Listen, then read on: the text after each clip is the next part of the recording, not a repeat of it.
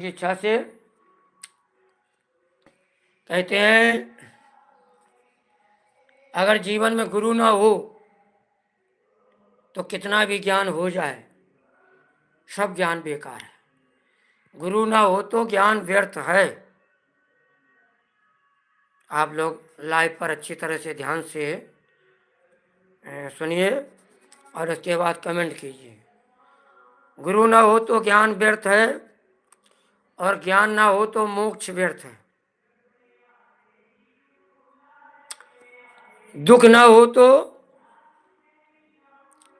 जीवन व्यर्थ है। क्यों? दुख में ही मनुष्य के जीवन की परीक्षा होती है। सोने को जब कसौटी में कहा जाता है, अग्नि में तपाया जाता है, तब उसकी परीक्षा होती है। और उद्धारक ना हो तो गुरु व्यर्थ है। अगर राम जी की इच्छा से शिष्य का उद्धार ना करे तो गुरु व्यर्थ है। कहते हैं हरे शिष्य धन शोक न हरई और सो गुरु घोर नरक में पड़ई। और दया ना हो तो धर्म व्यर्थ है। दया धर्म का मूल है। दया धर्म का मूल है। तो दया ना हो तो धर्म व्यर्थ है और प्रेम ना हो तो ईश्वर व्यर्थ है। प्रेम ना हो तो ईश्वर व्यर्थ है और भाव ना हो तो पूजा व्यर्थ है।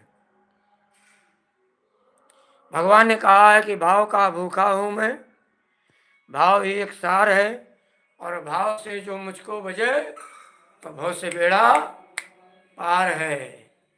और भाव बिल में सुनी पुकारे सुनता नहीं। जब तक भाव नहीं होगा, और कहीं भी चले जाओ, बाजार में भी आप लोग जाते हैं ना, तो पूछते हैं दाल क्या भाव है, सब्जी क्या भाव है, टमाटर क्या भाव है। गलत है कि सही है? राम जी की इच्छा से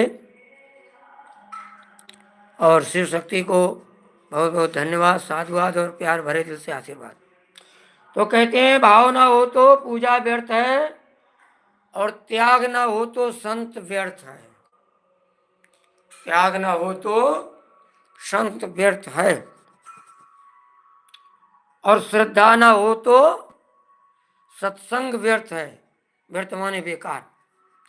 श्रद्धा ना हो तो सत्संग व्यर्थ है और सत्संग ना हो तो सब व्यर्थ है।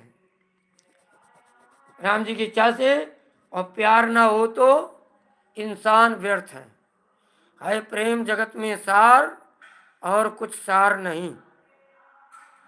राम जी की इच्छा से प्यार ना हो तो इंसान व्यर्थ है और गुण ना हो, गुण ना हो तो रूप व्यर्थ है। गुण ना हो, कहते हैं प्यार ना हो तो इंसान व्यर्थ है और गुण ना हो तो रूप व्यर्थ है। राम जी की इच्छा से। और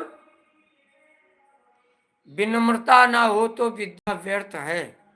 विद्या ददाति विनयम, विद्या ददाति विनयम।